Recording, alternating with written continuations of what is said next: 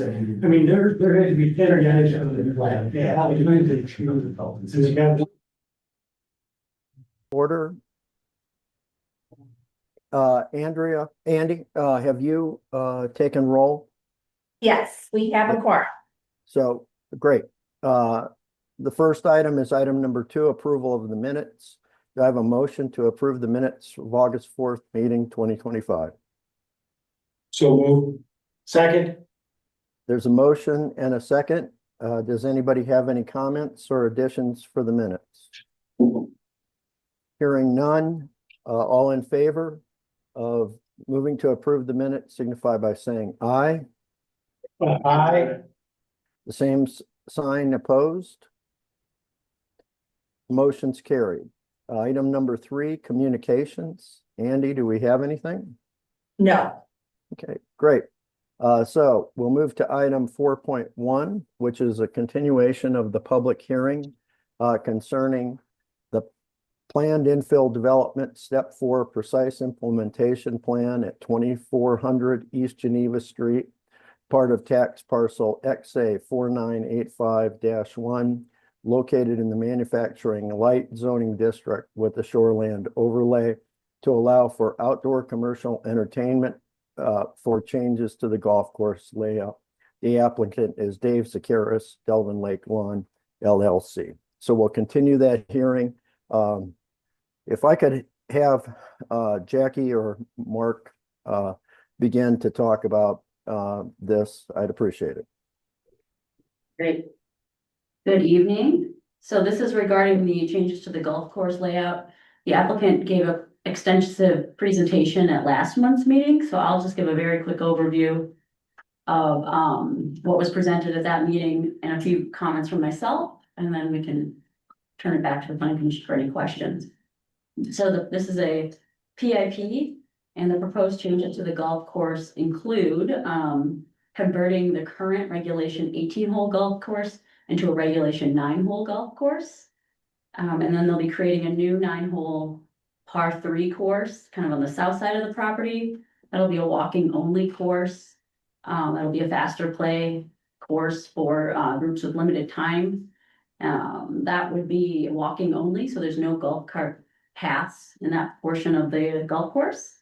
And then as we discussed last month, the par 3 course would include amplified sound, music, and decorative lighting. In addition, they're adding an enhanced 18-hole putting course on the southeast corner of the property.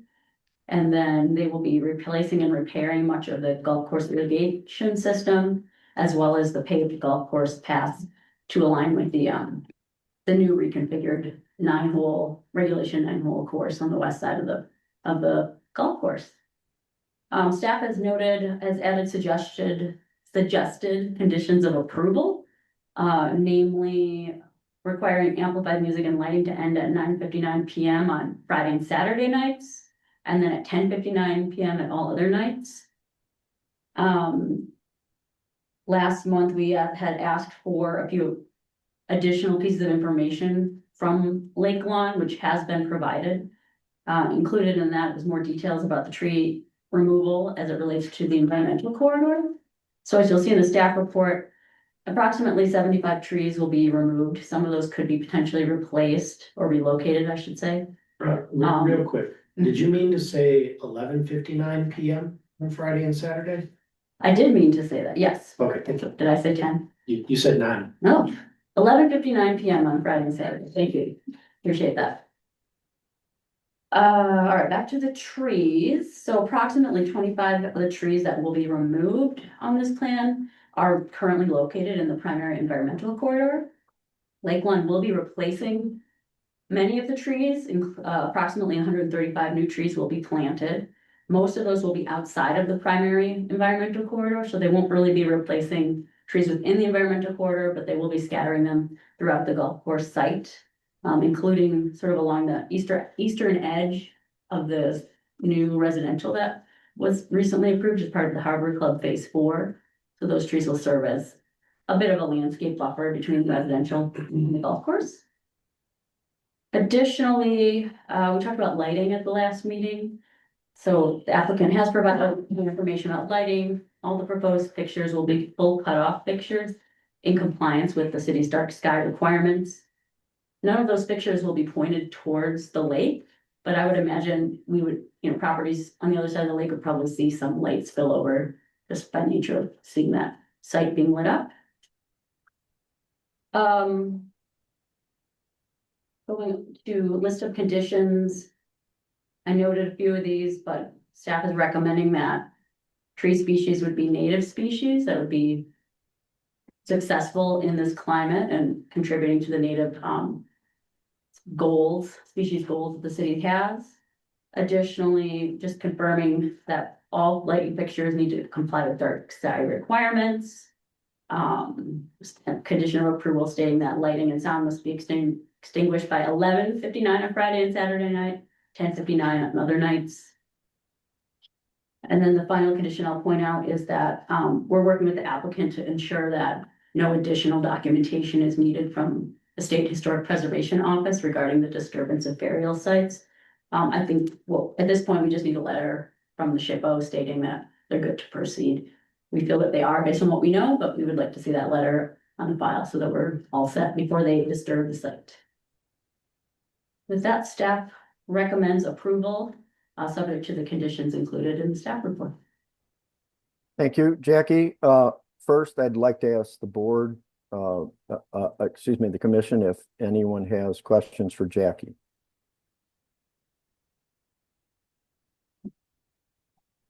Okay, yeah, go ahead. Thanks, Will. Jackie or Mark, at the last meeting, I requested that public safety look into the secondary trail sidewalk as to whether or not that met their requirements. We did bring this to the fire department. They felt that the layout that proposed is sufficient for fire safety needs. But they did note that, that the path is not really intended or designed for fire trucks to be driving on. So but on the whole, they feel that they can access what they need to access. Thank you. Thank you. Any other questions from board members, commission members? I have a question. Jackie, you mentioned about the archaeological, are they gonna have someone on site? We don't believe so, but we do want that in writing from the SHPO. That We haven't got that letter yet, I assume. Correct. Okay. We have received it for the Harbor Club, the residential portion, but not for the golf course. Okay. Any other questions from the commission? I have two. First, Jackie, in your findings, you guys identify the lighting and the music are basically not a problem for the surrounding property and the lake use. And the decision standard is that it won't depreciate the value of those properties. How do you come to that conclusion? Basically, they're doing weddings and other events at the golf course right now that include amplified music.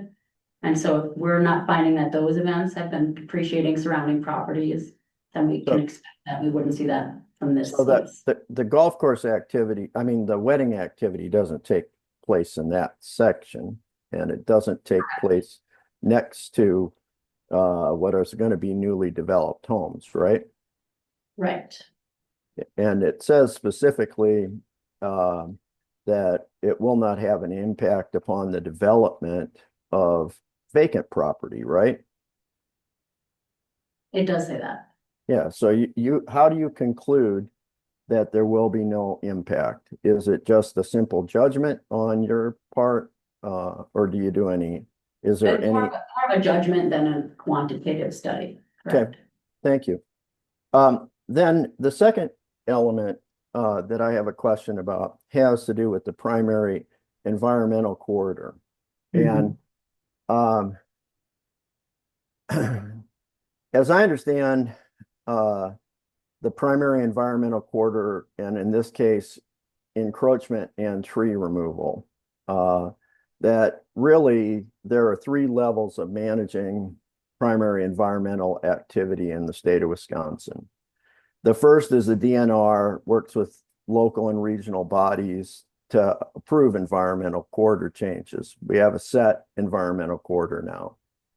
Then regional planning commissions, in this case, Sewer PAC, identifies and maps these areas, and they have mapped this area, and they review any proposed changes to those primary environmental corridors for municipalities. But the third part is that local governments are responsible for delineating and enforcing environmental corridor protection. So that falls to the Plan Commission and the council, right?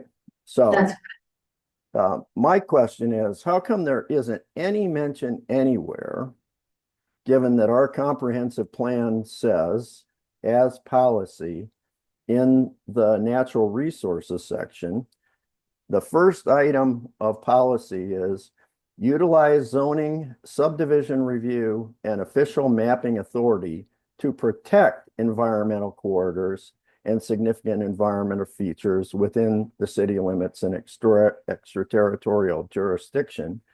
And second, preserve significant natural features by prohibiting new construction in mapped environmental corridors.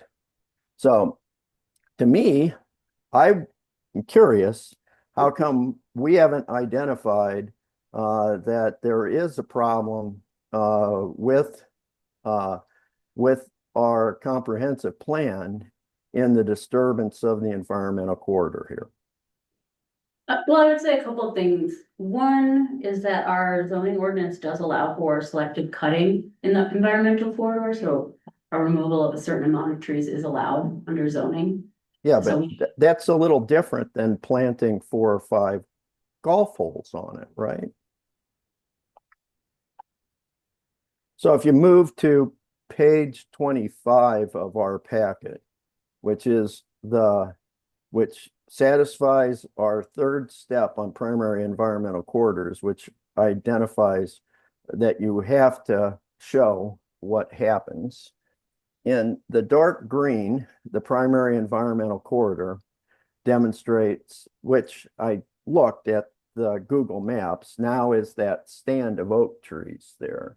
In addition to cutting trees, which in this case is removal, right? We have the construction of of course, of hole 1, hole 4, hole 8, hole 7, hole 6, and hole 5, and parts of hole 3 and hole 2, and part of hole 9. So the entire, excuse me, not the entire, a large portion of the new construction, right, takes place in that primary environmental corridor. It's not simply a matter of tree reduction. So now there's going to be lighting and music in the primary environmental corridor. There's no reference by staff to that, other than the potential for a few trees to be removed in the primary environmental corridor. How do you square that circle? well, the way I had been thinking about it was that environmental corridors are made up of several different natural resource types. And usually, and the environmental corridor designation doesn't usually distinguish between those different types. So they could include a combination of steep slopes, wetlands, floodplain, woodlands. Did we take any time to ask Sewer PAC on your part of what the purpose of this section of the environmental corridor was? Sewer PAC typically advises us to do a site evaluation to determine that. So Well, typically what we do is have the applicant do a natural resources evaluation, determine what types of natural resources are present within the environmental corridor. right. So I'll tell you that there's probably 2, right? There's probably there's not wetlands because it's oak savanna, right? In that section. And it's more likely a riparian relationship, right, to the lake. Perhaps I had interpreted it as woodlands. As what? Woodlands? Woodlands? So Correct. Trees. the original environmental corridor chose that circle of woodlands. In fact, it surpasses it and identified it as woodlands in primary environmental corridor. And your conclusion was the elimination of the trees there and the addition of a golf course doesn't violate the maintenance of the woodlands primary environmental corridor? I think we're just looking at it differently, whereas I was looking at the number of trees being removed versus disturbance of the area that is mapped as environmental corridor, which is how the zoning code kind of breaks down the protections that the city has for environmental corridor. But we are allowed the zoning code does allow for disturbance in environmental corridors, including the removal of trees. And so that was the lens with which I looked at it. But just correct me, but the comprehensive plan has some authority here, right? Well, it's a planned development, so it's basically negotiable, so that the zoning code allows for us to remove trees, but the. Well, I'm not city talking doesn't about the wish- zoning code. I'm talking about the it doesn't wish comprehensive for us to plan. remove trees in this location. They could say, we don't want to remove any trees. It's a planned development. We have that right. Yeah. That's So a lens which you could look at it. So I just think in this case, which is why I wanted to spend just a second on it with you. I don't think based upon what our comprehensive plan sets as policy, okay, we are in your staff recommendation, recognizing our policy to protect an environmental corridor and significant environmental features within the city limits, and to preserve those features by prohibiting new construction in mapped environmental corridors. And I don't understand how we just ignore the comprehensive plan, Jackie. So does anybody else from the commission have any questions for Jackie? Okay. Does anyone from the public wish to speak? And Andy, I'm going to ask you to recognize them. Mr. Sakaris would like to speak. Okay, Dave?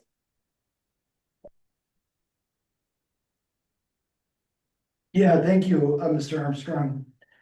So a couple of things, I've gone through some previous presentations in depth at previous plan commission meetings. So I was going to skip that. Jackie did a very good summary. If there's questions pertaining to that, I can address those.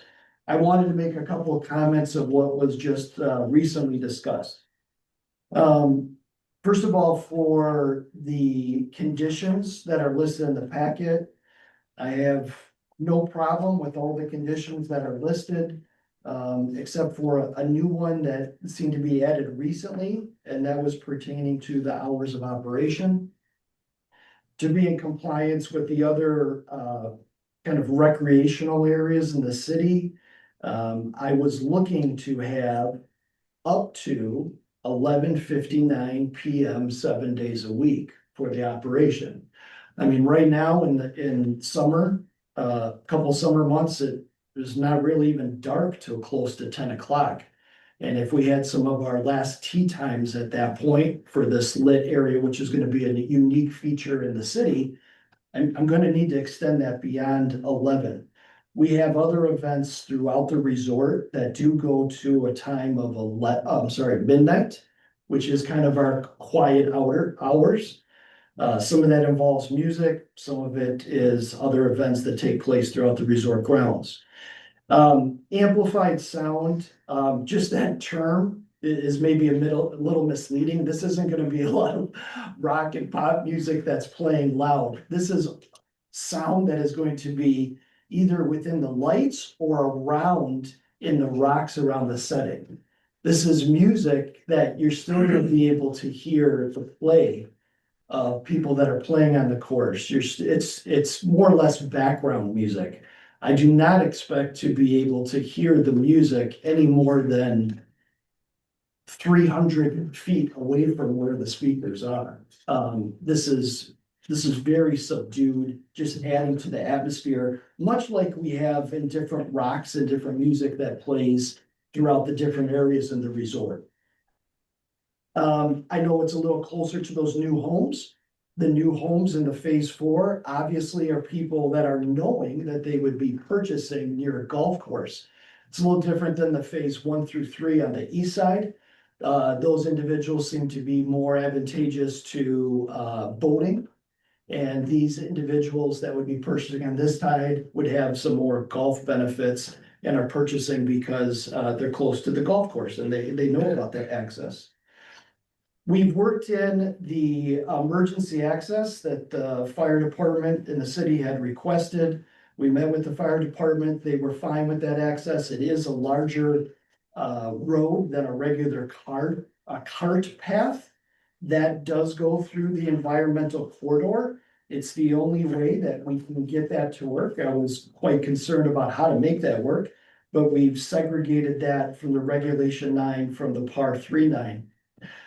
The trees in the environmental corridor. I mentioned in some previous meetings, most of those trees that are in that area currently are dead or dying trees. We have lost more trees in that environmental corridor in the last 4 to 5 years from storms than I show that would be moved or relocated in this current environmental corridor with the colors of the trees. We seem to get a lot of the winds off the lake and we are losing the trees. We were going to, and I mentioned this in a previous meeting, of having an arborist come out to identify those trees that are beyond saving. We have some oak wilts, we have some of these very large trees that are hollow, in many cases in creating a danger that need to be removed before they come down in a dangerous situation with some winds. In that corridor, we are adding approximately 15 trees or so of ones that we'd be adding. We certainly can add a few more in that area that works well with the play, but overall, through the golf course, it is well over a 2-to-1 ratio of what trees would be added versus what would be moved, taken out, that are dead or replaced. The lighting area, I had mentioned in a previous meeting that the way the light is designed is all in compliance with the city ordinance for dark sky. All those lights are faced with deflectors in a downward motion that is going to be absorbed by the trees and the ground that is there. There'll be very little overcast onto the lake, if any. Really no different than other parking lot lights that we have in the neighboring parking lot, the Timber and Boulder Lodges that are right to the east of where this area would be. You wouldn't even be able to hear the music to the first lodge building, which is actually closer than those homes would be. In the par 3, and the only way to make this work for a proper golf course, we have the regulation 9, we have a par 3, we have a putting area. Without the par 3 course, we can't have a course that has 12 holes or 13 or 14 holes, and it really jeopardizes the whole residential development to make this work. We are removing cart paths within the environmental corridor to make room for these other holes. There'll be a lot more natural resources in the grasses that were laid. And part of the condition is the city would approve the water flow and the changes that are made if very little to the elevation in that area. There's like a couple of bugs flying around the microphone. I believe that addresses the additional comments to help answer some of your questions. Oh, here's another one. We did have in this environmental corridor throughout the golf course, when we had the archaeological study of various digs, that was done in the residential, that was done in the multifamily area, and that was done throughout the golf course. They did not find anything of substance that would require further checks. They did send a letter saying that phase 4 of residential is able to proceed. It was not real clear of this entire area without monitoring. And so we would be getting that letter. I think it can easily be updated in the previous letter that they had sent because they did do the whole research through this, the whole entire area of all 3 of these development things that would be taking place throughout the course. Thank you, Dave. If there's any additional questions, be happy to answer those. Just Thank a, you. just a quick question. Sorry, Kevin. I didn't mean to interrupt. That's all right. Go ahead. When you talk about the music, I think this is the first time that it was crystal clear when you talk about music coming from the rocks and other things. Is the volume of that sufficient to drown out casual conversation between people walking through the area? Unless if they're not right next to a speaker, it would not involve that. If they're hitting a ball that's right next to a speaker, that may help drown out some of their conversation. But a regular tee shot and getting to the green, it will not drown out their conversation. So it would be nothing more than bird sounds or something else Yeah, like that in the area. the hitting the golf ball might be louder. Right, that helps clarify the volume, Yeah. at least in terms of experience. I did want to clarify, with the time that my request was to midnight. Because in the recommendation, it says Friday and Saturday to 11:59. It says midweek to 10:59. Again, the problems I have with that is the amount of dark that you'd have in the middle of summer. We may have one-off special events that are fundraisers that are gonna go a little bit later in the evening. You don't know how the holiday is gonna fall with 4th of July. If 4th of July falls on a Wednesday and being able to have this open later in the evening, it is not like scheduled hours are gonna be to midnight. It is to really be able to accommodate a unique feature that Delavan would have and be available for local residents as well as the resort guests. Thank you, Dave. Yeah. Andrea, is there anyone else from the public who would like to speak?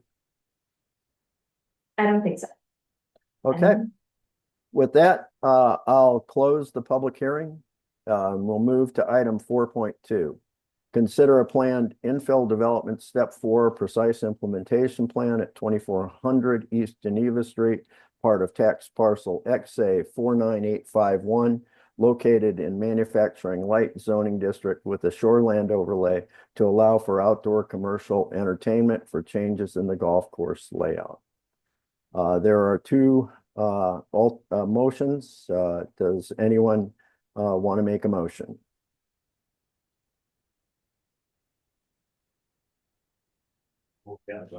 Would we have to amend the time if we so choose to? Hold, wait, I need a motion before we can discuss any changes to it.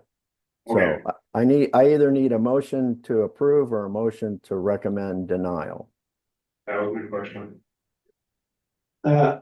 Kevin, I'll make a motion to recommend approval of the request for a planned infill development step 4 precise implementation plan PIP at 2400 East Geneva Street, part of tax parcel XA 4985-1, located in the manufacturing light ML zoning district with a shoreland overlay to allow for outdoor commercial entertainment for the changes to the golf course layout. Precise implementation plan findings as listed in the report and conditions of approval as listed in the report and any added by the plan commission with the following change. Go ahead, Matt. All exterior lighting and amplified sound associated with the golf courses shall be extinguished by 11:59 PM Monday through Sunday.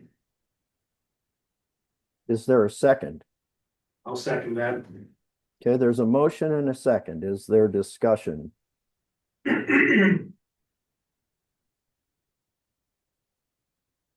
Bruce, Will? Anything? Matt? Corey? Okay. Good. So, thank you very much. I just want to point out two things as part of discussion. First, I think we all should pause for a second because we're endorsing an item number 2, precise implementation plan findings as listed in this report. And one of those findings is that the presence of light and music are not going to have an impact upon existing property and nearby property. And it was noted in conversation, that's a judgment. There's no data for it. So we're endorsing that judgment. So by approving it.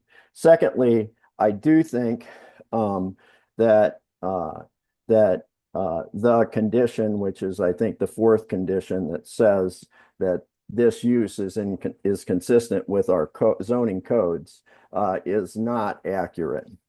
Because I do not think it is consistent with our comprehensive plan, which are part of those codes, and the natural resource section, as I outlined when I was talking to Jackie.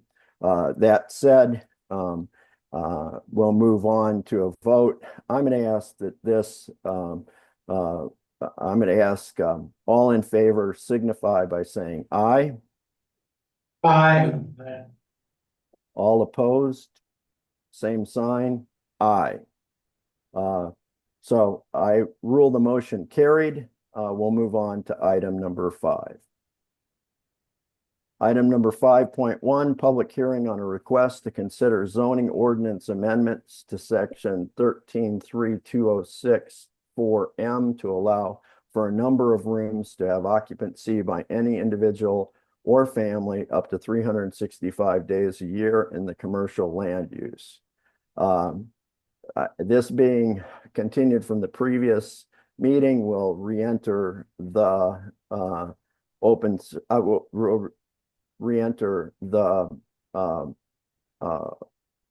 public hearing, and I'm going to ask either staff to come up and just discuss the section, and then we'll move on to 5.2.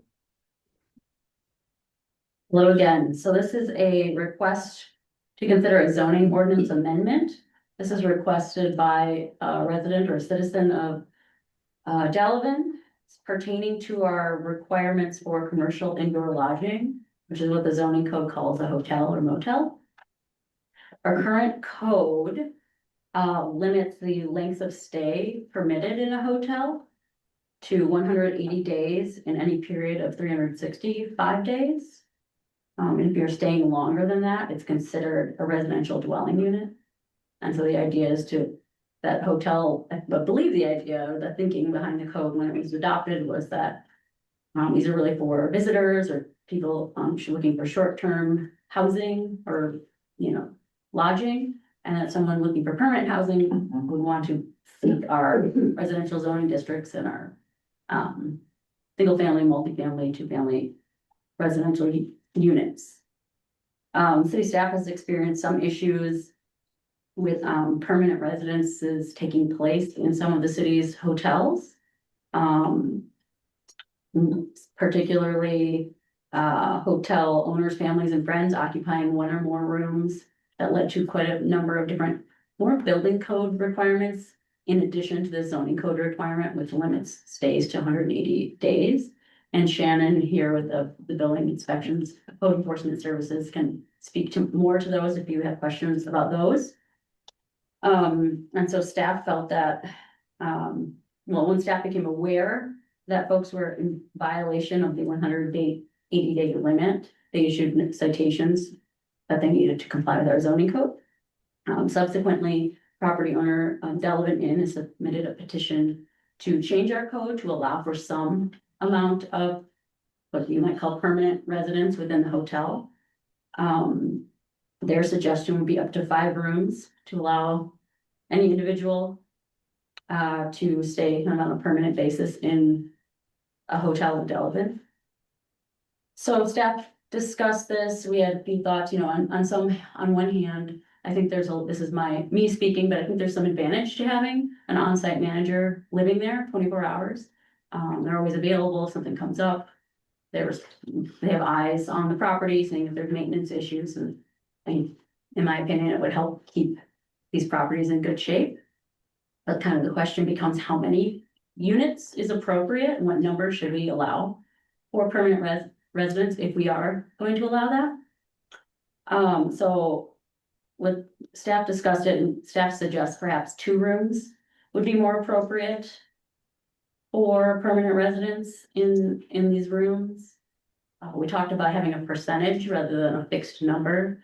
We felt that might be a little difficult to enforce if the hotel was remodeling and the number of rooms changed, and it might lead to difficulty in how to interpret the code. And so just having a fixed number, whether it's 2 or 5 or another number, we felt would be easier for enforcement staff to manage.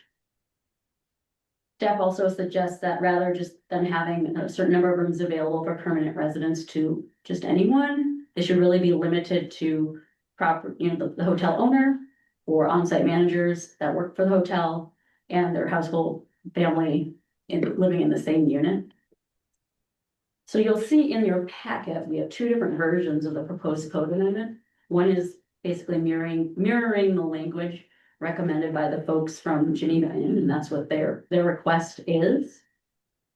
But we've also provided a second option that staff recommends, which would limit it to 2 rooms for year-round occupancy, and then limiting that to the manager, owner, and members of their households. And then in both cases, we're limiting the number of occupants per hotel room to the occupancy rating for the hotel room. So if the occupancy rating for a hotel room is 3, let's just say 4 individuals, you couldn't have more than 4 people in that room on a permanent basis either.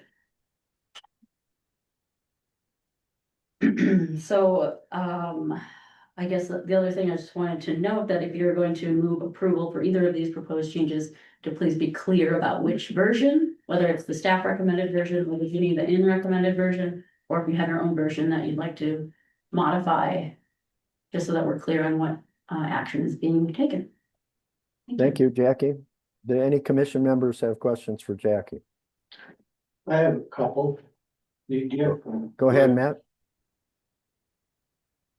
So previously, we reviewed something where we discussed changing a hotel in order to provide for resources for someone living in for a rehabilitation scenario. And during that discussion, if I recall correctly, adequate space needed to be earmarked to constitute a living dwelling.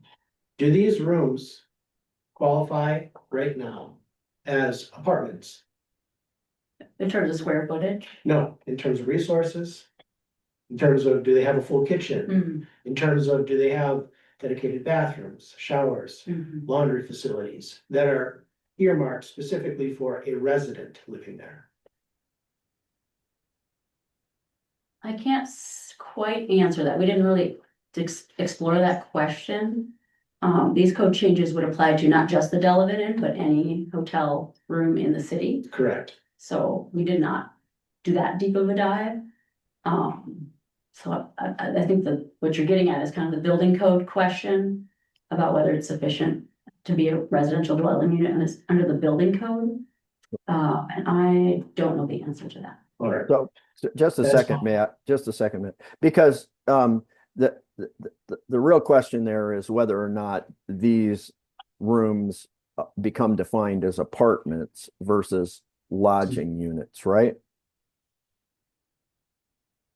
Because if their use is as an apartment, then very clearly what needs to happen is this we need a different ordinance rewrite, because it would have to say that a lodging unit, a lodging facility can convert up to 2, 5, whatever units to permanent apartments. And that, at that point, the apartment rules would come in place. At this point, we're just saying 2 of the lodging rooms can have long-term stays up to 365. Is that right, Jackie? Right now, we're just changing the like duration, Right. right? So I have a couple of follow-up questions. Go ahead, Matt. How would this apply to an individual that is no longer employed by the hotel? Would they now fall under squatter's rights? Would they now have an eviction? What rights do those people have as individuals? Are they able to lock down that room and now the business is trapped? Is the individual free to make decisions? Is this a situation where the individual is actually not being paid in order to choose the living conditions that they want? Are they trapped in those scenarios? I have a lot of really serious questions that I think really need to be discussed in terms of legality before we even get to the idea of code enforcement. I think that those are great questions to ask, and a lot of that should be hashed out in the lease, but not all of those questions may be. If they have a lease, Would this be a lease scenario? yeah, maybe that would be Well, something that need to be a requirement too. Matt, anything else there? You can come back to me. Any other commissioners with questions? We're back to you, Matt.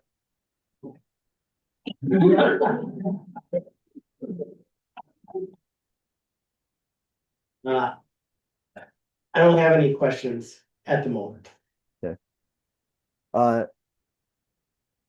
Andy, are there members of the public who would like to speak in this public hearing? It doesn't look like it. Oh, Mr. Sakaris would like to speak again. The applicant's here.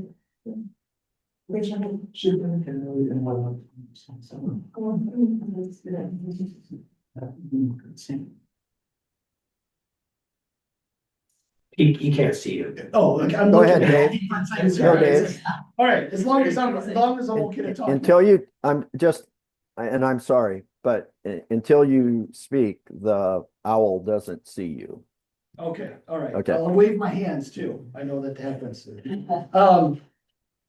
So on the proposed ordinances, changes, my opinion here, whether it's 2 or 5 or 1, it would create a number of problems. I understand the need for employees. I understand the need for employee living quarters.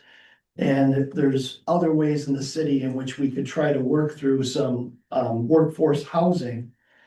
Couple of things to point out. One, the way it's written right now existing is that it's no more than 180 days in any 365-day consecutive period. So we're not talking about a calendar year. So there would be a continual debate of like when that stay started, when that stay ended, when it comes to enforcement. I also feel that when you're looking at room tax, I mentioned this last month. I don't know if there's been a study done on what the room tax impact to the city would be, because certainly somebody staying for a length of time could have a negative impact on the room tax that is coming into the city. It also creates a problem when you talk about property owner and designating a few rooms under year-round occupancy. I'm gonna use Lake Lawn Resort as an example because I believe it's the only condo hotel in the city of Delavan. But you have individual condo owners that are individual owners of that condo. They sign a rental agreement, but that rental agreement is optional. They have an opt-out. And right now, what keeps them from not living here is this current ordinance of how it's written. Changing that and modifying that to allow for 2 per owner, or whatever it might be, is going to create some problems in the future with condo ownership. just a couple of points I wanted to bring up. Thank you. Thank you, Dave. Any other public comments?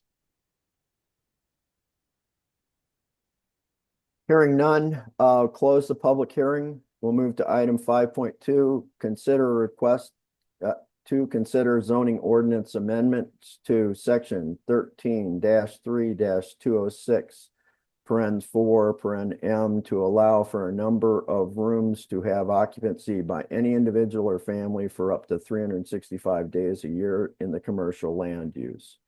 As you can see, there are 3 potential motions.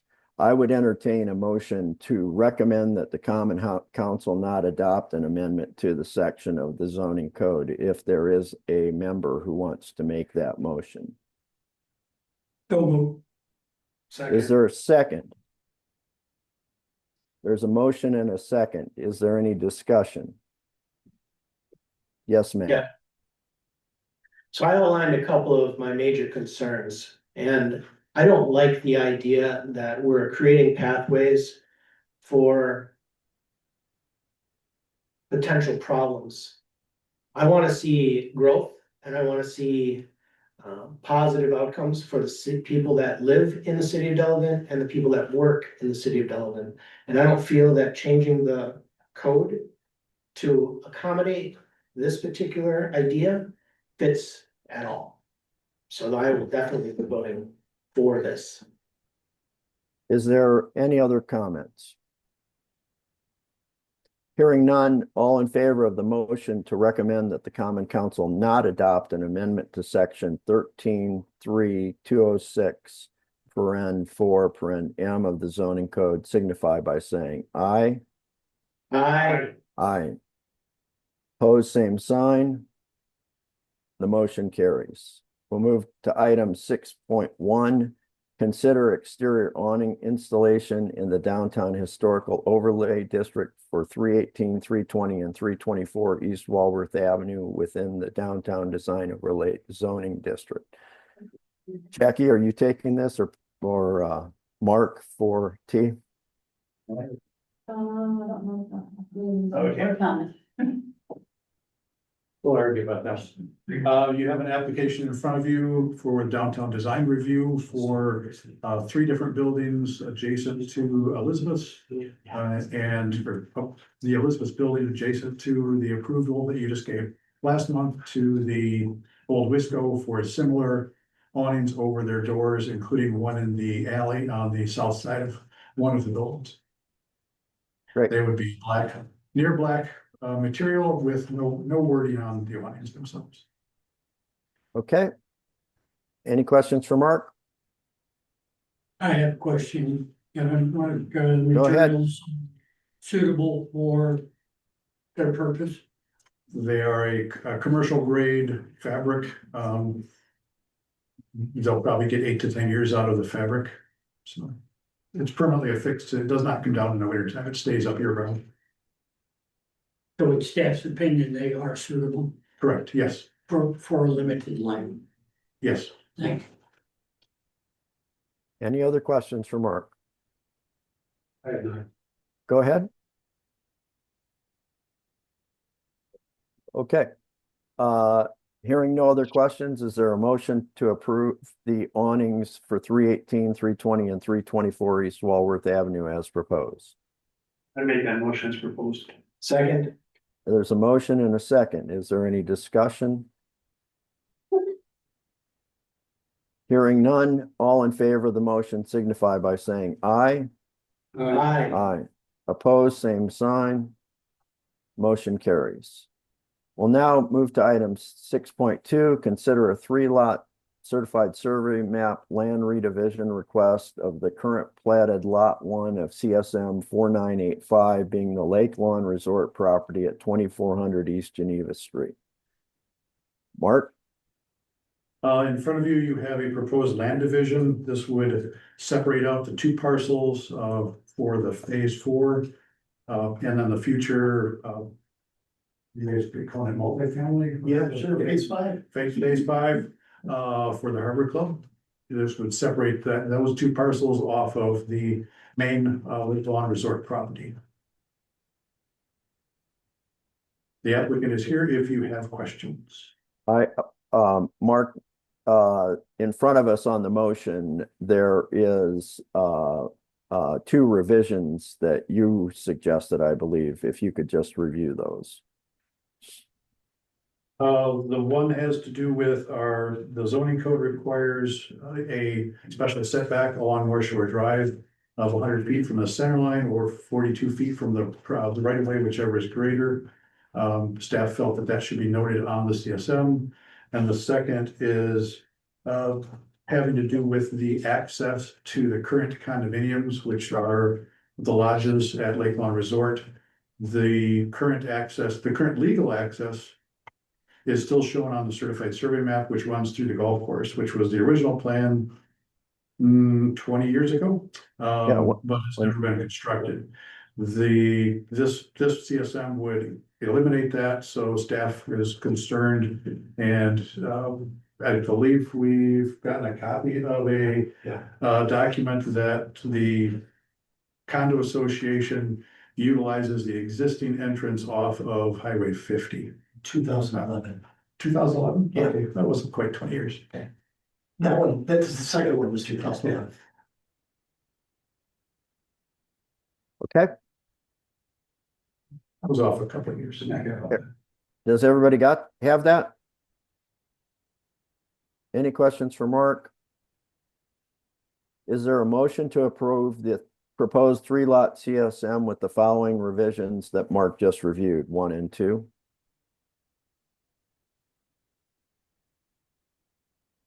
Also move. Second. There's a motion and a second. Is there any discussion? Hearing none, all in favor signify by saying aye. Aye. Opposed, same sign. The motion carried. We'll move to item 6.3, consider a proposed 37 lot preliminary plat for the Harbor Club at Lake Lawn Phase 4 land division request within lot 2 of a proposed certified survey map at 2400 East Geneva Street. Mark?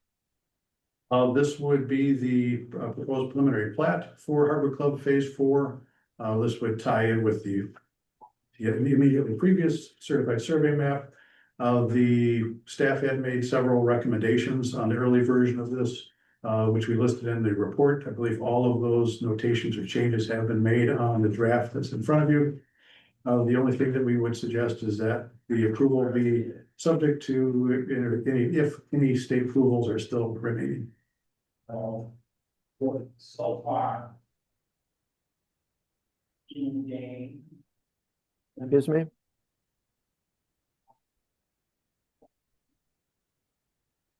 Does anyone have any questions for Mark?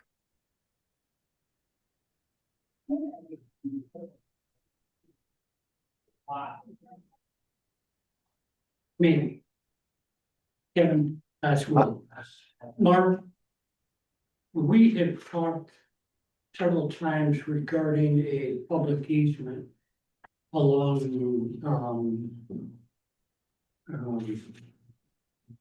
road, the highway there. North Shore. In North Shore, thank you. Temperature. Yeah. Does this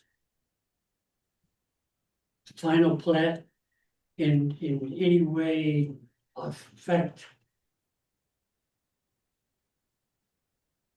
the outcome of having some type of public access along the highway?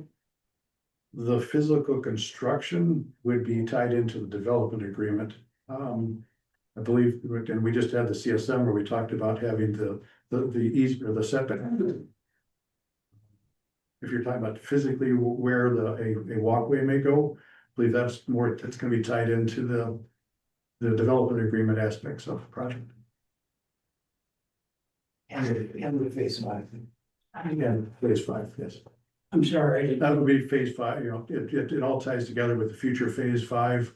But it's also, the plat would show that easement, but the physical construction, that goes back to the development agreement and physical construction of all the improvements on the property. So this preliminary plat wouldn't have an effect one way or the other. Approval or not. The planning should show the right of way, so the route, the land should be there, the easement or the right of way should be there for the physical construction in the future. Okay. Does it? But- Trying to get mine to open up, it's not opening up. So, actually, this plat only includes, stuff that's to the south of that access, right? Because the access was envisioned from the entry all the way up to Highway 50 along the fence line by the course. Is that what you're talking about, Will? No. I'm not sure it is, Kevin, my thinking was a public walkway along North Shore and this particular development for. I'm not sure what phase it is. Right. When we approved the first concept plan, we identified the need for sidewalk from this development past what we're calling phase 5 right now, up to Highway 50. And if I remember correctly, Dave asked us to not make them build it right away, but to make them build it when they were completing phase 5. And this plat does not have a negative impact upon that because, Mark, it would take place north of this entry. Correct. This preliminary plat only covers, I'll say, the southern third of North Shore Drive. This is from their entry point south. And that setback is shown on the preliminary plat. Thank you. Any other questions? Do we have a motion for 6.3? Yes. Yeah. Kevin, I'll make a motion to recommend common council approval of a preliminary plat for a 37 lot residential subdivision request, subject to state approvals as prepared by John Konopacki, identified as job order number 1257.40 and revised August 25th, 2025. There's a motion and a second. Any discussion? Hearing none, all in favor of the motion signify by saying aye. Aye. Aye. Opposed, same sign. Motion carries. Next item is consider a 37 lot land division request of a final plat for phase 4 of the Harbor Club at Lake Lawn, phase 4 with lot 2 of a proposed survey map at 2400 East Geneva. Mark? And this is the third step in the process. What you have in front of you would be the final plat, which follows along behind the preliminary plat. Staff did request that they add, I believe on page 1, a specific detail showing the building setbacks within each one of these individual parcels. The physical parcels are 18 feet of separation. With fire code and our zoning code, we require 20 feet between structures. So this would create a building setback within each one of the lots of 1 foot. So with 1 foot on each side plus 18, you get a 20-foot minimum separation between any and all structures on the property. And this would be a subdivision with public water supply system, a privately owned and maintained sewer, sanitary sewer, and their own storm sewer collection and filtration system. Should have said that for the preliminary plat, sorry. Mark, what was this? I have a question. Go ahead. What was the setback on the front side from the right of way? At 42 feet? There's no right. Yeah, it will be private. Yeah, what we did there was, So what I'm looking for is the length of the driveway from. the development agreement, the plat required a 30-foot driveway, which is wider than, or longer than phases 1 through 3. This plan provides for 31 feet with the front 1 foot setback. So you have enough room for 2 cars to park. That was, yeah, the plan was to expand that to 30 feet and also provide a wider street, which allowed parking on one side. Thank you. No problem. Thank you. Any other questions? Is there a motion on item 6.4? Kevin, I'll make a motion to recommend common council approval of the final plat for a 37 lot residential subdivision request, subject to the building setbacks of 1 foot from each side and the front of each lot as shown on the plat, as prepared by John Konopaki, identified as job order number 1257.40. Second. There's a motion and a second. Is there any discussion? Hearing none, all in favor of the motion signify by saying aye. Aye. Aye. Opposed, same sign. The motion carried. Item number 7, Mark. In T's absence, we did not get a written report together. You will probably have noticed if you've driven out on Highway 50 that the 7 Brew construction is well underway. They actually are looking to have that under roof before the snow flies. Other than that, I don't have anything. Anything else? Anyone? Is there any update as far as the library? As far as construction sequencing, Correct. they are just finishing up the asbestos abatement and gonna be starting on removal or sealing of some of the lead paint issues. Demolition is starting on the south side and most of the site work is done with some small corrections. They are just slightly behind schedule because of the asbestos. Thank I you. have a question for you. Can you give me an update on what's going on with Dan? With who? The Dan on Lake Coons? Dan. Oh, the lake.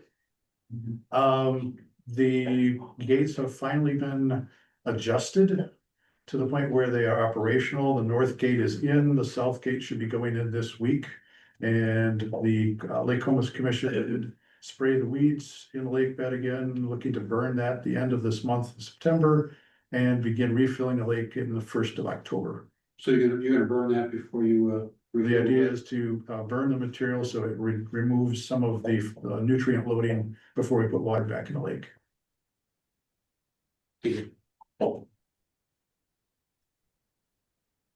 Great. Thank you, Mark. We'll move to item number 8. Is there a motion to adjourn? So moved. Who made the motion? I did, Kev, thanks. Matt. Yeah. And there is a second in Matt's honor.